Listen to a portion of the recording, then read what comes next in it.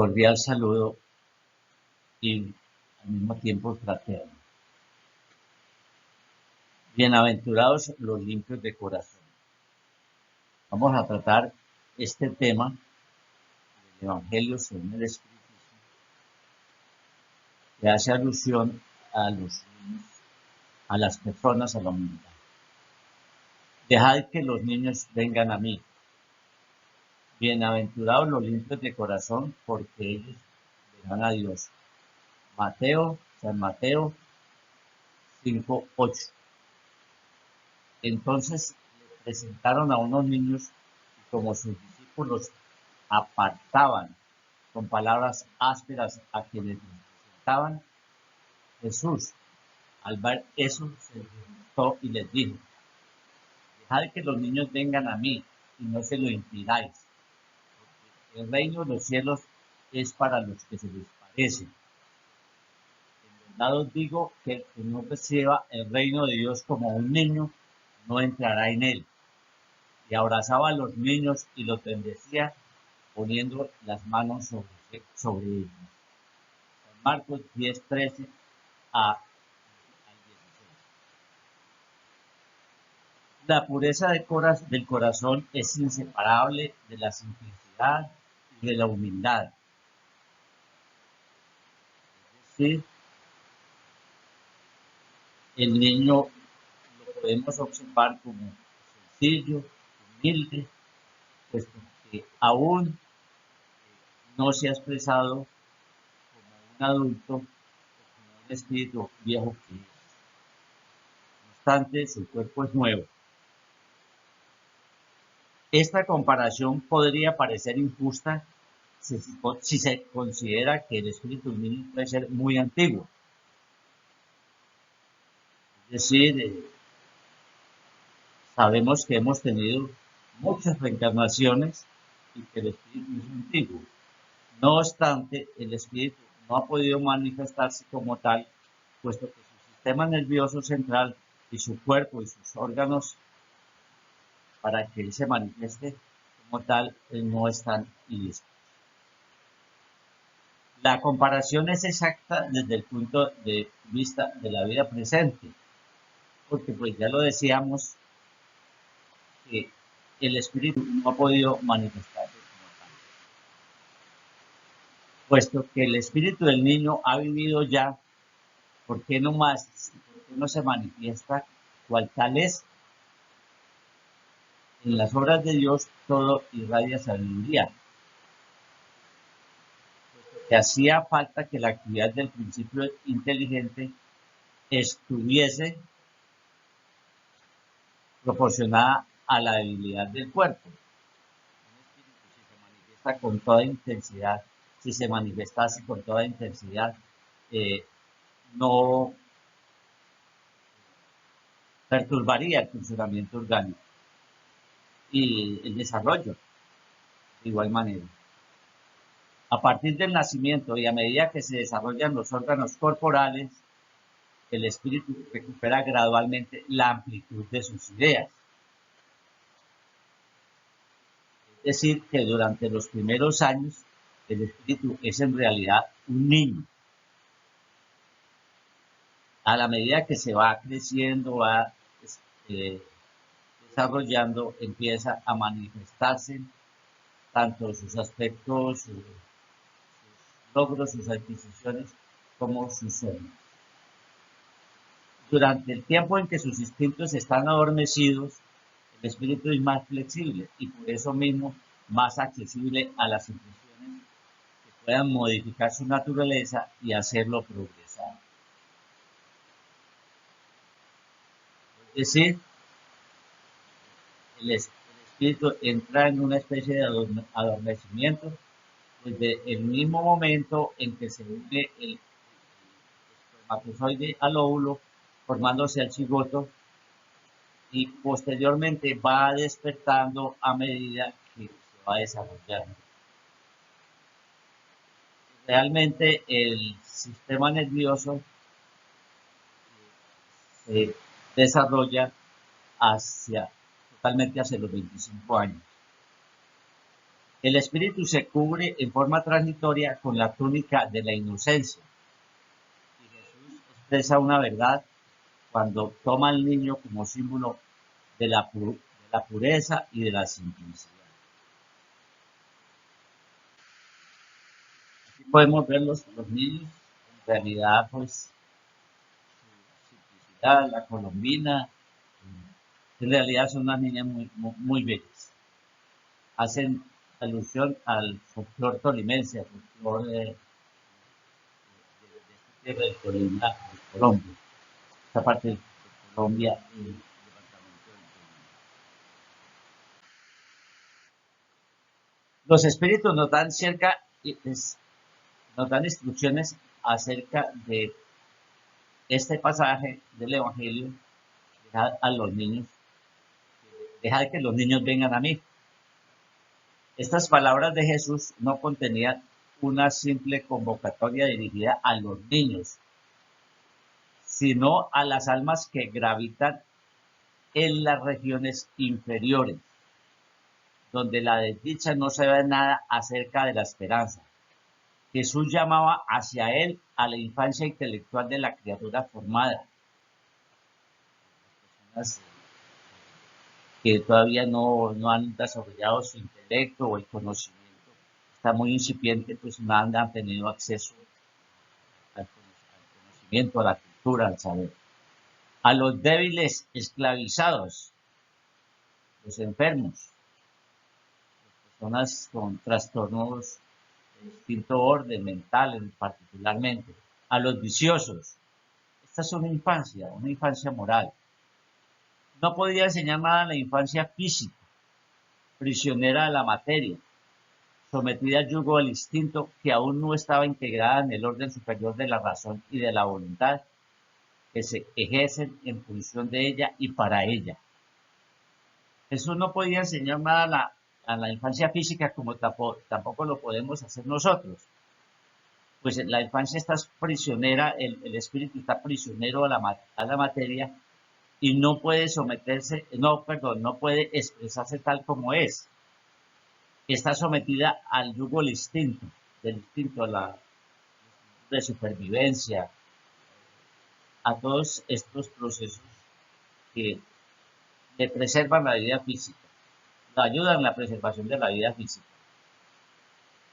Y entonces, pues él aún no estaba, ese espíritu no está integrado en el orden superior de la razón y de la voluntad. Y que éstas se ejercen en función de ella y para él. Esto no lo expresa Juan Evangelista. Nos dice un espíritu amigo también que dejar a mí venir los niños, porque yo poseo el alimento que fortifica a los débiles. Dejar venir a mí a aquellos que tímidos y cansados tienen necesidad de apoyo y de consuelo. Dejad venir a mí a los ignorantes, para que yo los instruya. También a los afligidos, los desventurados.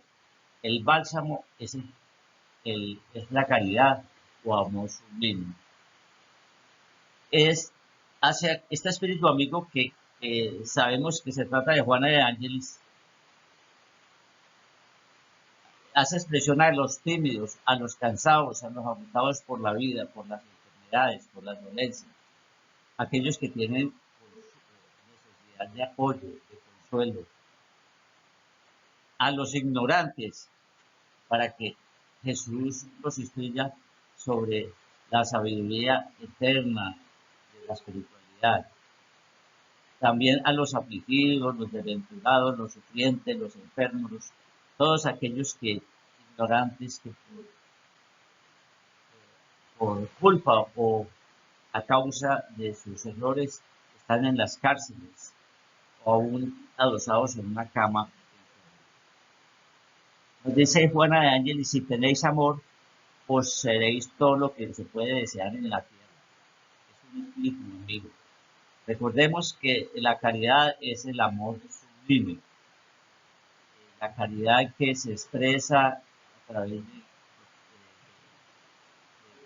la caridad física, la dádiva, el mercado, todo esto, Pero la verdadera caridad es la transformación moral de cada uno de nosotros, despojándonos del orgullo y del egoísmo con el fin de superar nuestras limitaciones y tornarnos seres útiles a la sociedad.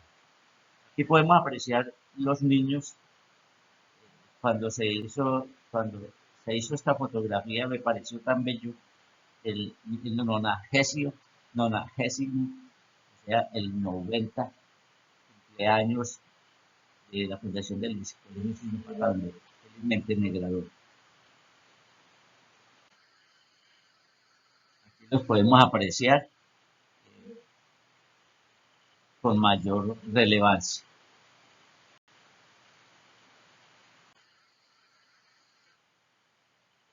Pecado de pensamiento, adulterio. De igual manera, nos habla los espíritus acerca de este pasaje del Evangelio. Habéis oído que fue dicho a los antepasados, no cometerás adulterio. Pero yo os digo que aquel que haya mirado a una mujer para desearla, ya cometió adulterio con ella en su corazón. San Mateo 5, 27 y 28. Indudablemente, pues, esto requiere pues, de un análisis. Los mensajes, cuando Jesús hacía disertaciones en la plaza pública, en los paisajes naturales, él utilizaba o se comunicaba con el pueblo a través de las parábolas. Entonces, la palabra adulterio no debe entenderse en el sentido de la acepción que le es propia, sino en un sentido más amplio. Jesús la empleó a menudo por extensión para designar el mal, el pecado y cualquier pensamiento malo. Es decir, por extensión la se utilizaba para designar el mal, el pecado y cualquier pensamiento malo. Aquí lo podemos ver, esta es una manifestación que está muy de moda aquí en Colombia, el alza de los servicios públicos, y aquí esta dama está alegando, su pensamiento, pues no sabemos qué estará pensando, pues más sin embargo no lo expresó, hizo su arenga y no utilizó todo eso que puede estar contenido ahí. Podemos hablar en estos términos o hacernos esta pregunta. ¿Sufre uno las consecuencias de un pensamiento malo, aunque éste no se haya realizado a través de los actos? En la persona que ni siquiera concibe el pensamiento del mal, el progreso ya se ha realizado. La verdadera pureza no reside solamente en los actos, también en el pensamiento, porque quien tiene el corazón puro ni siquiera piensa mal. Es decir, ahí está el proceso de la educación del pensamiento, y sentimientos. Cuando logremos eso, ya nuestros pensamientos serán puros. Pero creo que aún nos falta siempre reflexionar. En aquella persona que surge ese pensamiento, pero lo rechaza, el progreso está en vía de cumplirse. Pero en la que tiene un pensamiento malo y en él se complace, el mal existe todavía con toda su fuerza. El trabajo está por hacerse. Verdadera pureza. Manos no lavadas. Entonces algunos escribas y fariseos provenientes de Jerusalén se acercaron a Jesús y le dijeron: ¿por qué tus discípulos violan la tradición de los antepasados? Pues no se lavan las manos cuando toman los alimentos.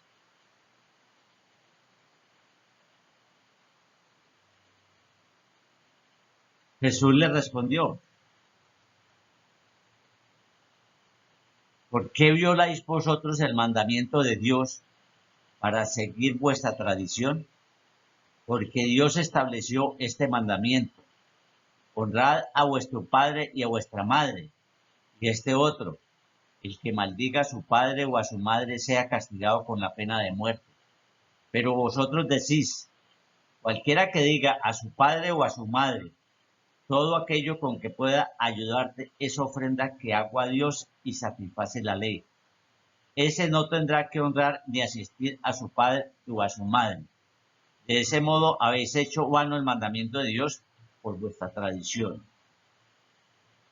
Es decir, no honrar al padre y a la madre porque pues han hecho un acto exterior. Entonces los judíos habían descuidado los verdaderos mandamientos de Dios para observar las prácticas de los reglamentos establecidos por los hombres, las prácticas fundamentalmente mosaicas, y habían hecho de riguroso cumplimiento de esos reglamentos una cuestión de conciencia, es decir, los actos externos. Lavarse las manos para comer los alimentos y hace, pues, de igual manera hace referencia el alimento espiritual, ¿no? Entonces, con lo externo se borran los pecados, las sombras que hay en nosotros, como lo decía John. Lo mismo sucedió con la doctrina moral de Cristo, que terminó relegada a un segundo plano, lo que condujo a que muchos cristianos, a ejemplo los antiguos judíos, consideraran que su elevación estaba más asegurada mediante las prácticas exteriores que a través de las de la moral. Lo que expresábamos, ¿no? Hemos comentado de todos acerca de nuestras acciones externas que se dan en distintos rituales religiosos, dogmáticos, en lo cual el externo es que borra el pecado. Los diezmos, las penitencias y todo este tipo de cosas. Pero indudablemente es una violación a la ley de Dios. Bueno. También nos hablan los espíritus de los escándalos. El tema nos trata de los escándalos. Si vuestra mano es motivo de escándalo, cortadla. En la sección común se denomina escándalo a toda acción que choca con la moral o el decoro de una manera ostensible. En el sentido evangélico, la acción de la palabra escándalo es mucho más general. Ya no es solo lo que choca la conciencia ajena, sino todo lo que deriva del vicio y de las imperfecciones de los hombres. Todas las reacciones perjudiciales de un individuo hacia otro tengan o no repercusión. El escándalo, en este caso, es la consecuencia efectiva del mal moral. Es decir, el mal moral, toda su expresión, ¿no? Pensamiento, las palabras, las acciones o el pensamiento y las acciones orientadas hacia el mal. Entonces, hace referencias, es cortar el mal. Y entonces, indudablemente que muchos, antes de nuestras reencarnaciones, o todos los actos que realizamos quedan impresos en nuestro inconsciente y posteriormente se, se, se repara el daño a través de la enfermedad del dolor. Muchos han causado tanto daño o hemos causado tanto daños que prefieren cortarse las manos. El caso de este señor. Aquí él se cortó la mano, ¿sí? nació sin mano,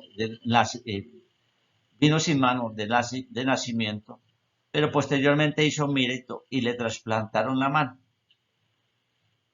¿Ya? Porque podemos rescatar también a través del amor. Si no hubiera hecho merecimiento, seguro no hubiera podido conseguir el implante o cualquier circunstancia hubiera acontecido. Es preciso que haya escándalo en el mundo, dijo Jesús, porque los hombres a causa de su imperfección se inclinan a practicar el mal y porque los malos árboles dan malos frutos. El hombre imperfecto lo vemos en nuestra época, hay tanto mal precisamente por la imperfección moral y sabemos que están reencarnando gran cantidad de espíritus imperfectos de sufrimiento con el propósito de tratar de adelantar para quedar en la tierra, para no ser desterrados del planeta Tierra, pues estamos por ser proceso de transición planetaria. Entonces, tengamos en cuenta que el mal es una consecuencia de la imperfección de los hombres y no que el hombre tenga la obligación de hacerlo. ¿Sí? Si hay maldad, pues va, si hay hombres con malas tendencias, malas inclinaciones, pues eso se ha de presentar y lo estamos viviendo en nuestra época. Es necesario que venga el escándalo porque como los hombres se encuentran en expiación en la tierra, estamos en expiación, se castigan a sí mismos al mantenerse en contacto con sus vicios, cuyas primeras víctimas son ellos mismos y cuyos inconvenientes terminan por comprender. Cuando se hayan cansado de sufrir por causa del mal, buscarán el remedio en el bien. Aquí vemos los pulmones de un fumador, un carcinoma, por el uso del cigarrillo. El mal se lo está haciendo a sí mismo, indudablemente. Y pues eso se repercute en salud. Pero también hay que tener en cuenta que podemos rescatar, él podría haber rescatado a través del bien y haberse evitado este mal, como nos acontece a nosotros también. Pero hay de aquel por quien el escándalo viene. Esto quiere decir que como el mal siempre es mal, aquel que incluso sin saberlo ha servido de instrumento para la justicia divina, aquel cuyos malos instintos fueron utilizados, no por eso ha dejado de hacer el mal, de modo que merece ser castigado. Los generadores de guerras, de violencias, pues las consecuencias son muy delicadas, muy delicadas. Podemos cambiar nuestra actitud y hacer el bien y de esa manera limpiar nuestras sombras del pasado a las que me referí, o a las que se refiere el Evangelio, porque ustedes también han hecho esas reflexiones y ese tipo de análisis.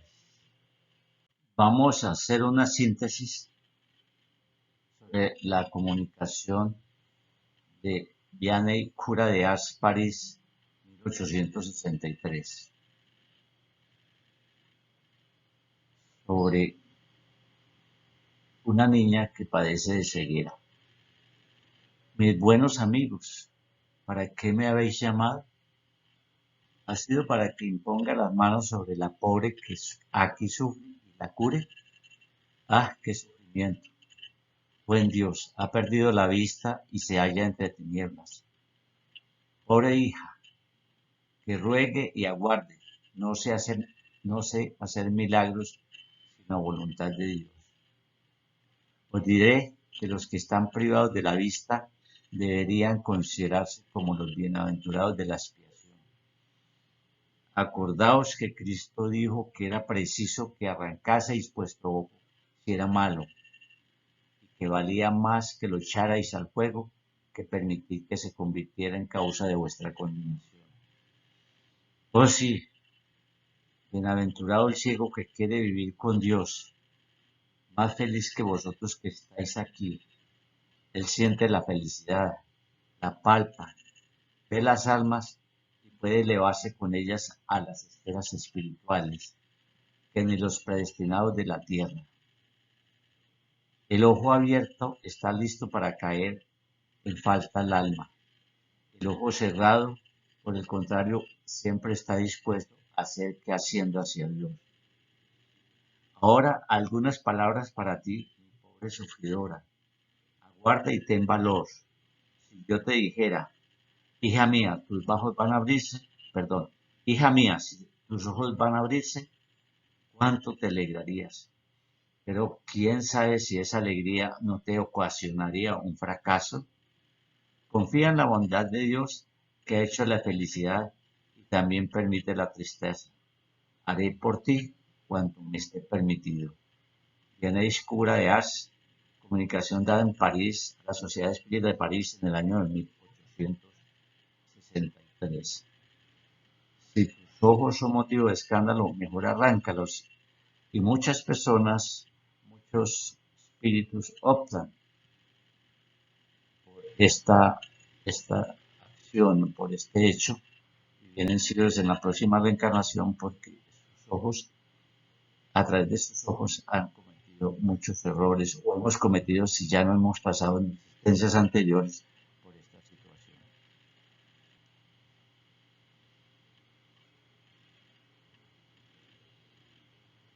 Aquí vemos la niña con la ceguera, Vianney, el cura de Ars, considerado por la Iglesia Católica como un santo.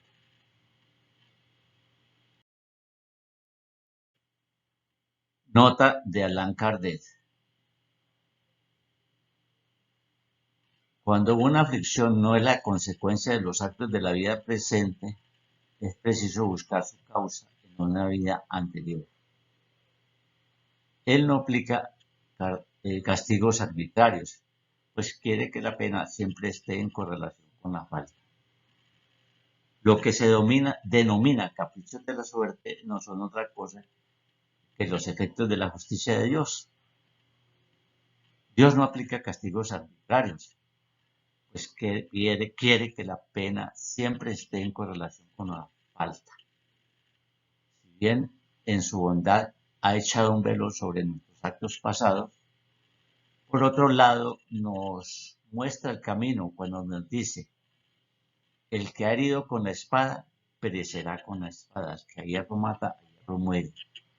Palabras estas que pueden traducirse así: siempre somos castigados por donde hemos pecado.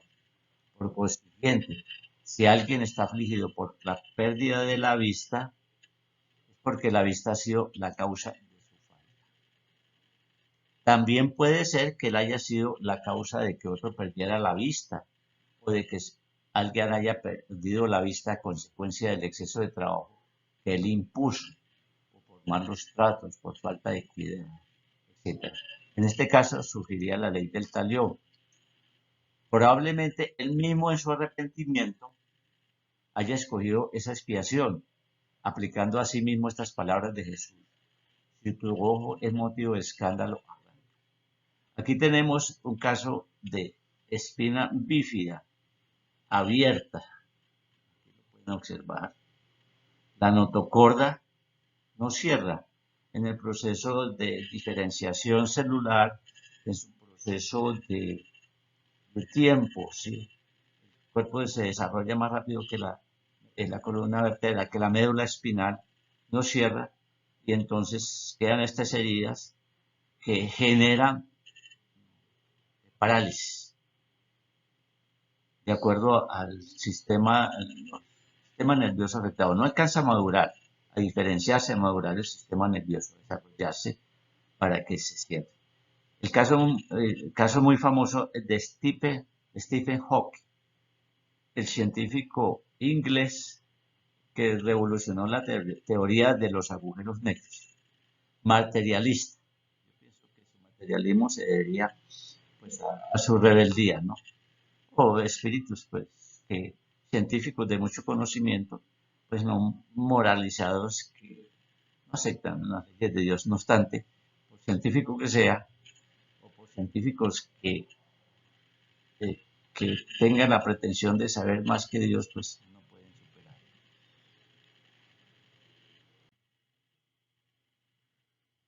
Quien desee ampliar estos conceptos los encuentra en el libro El Evangelio según el Espiritismo de Allan Kardec. No obstante, se le insinúa que si desea profundizar sobre la doctrina espírita, inicie con el libro de los Espíritus del mismo autor. Muchas gracias y que Dios nos acompañe a todos.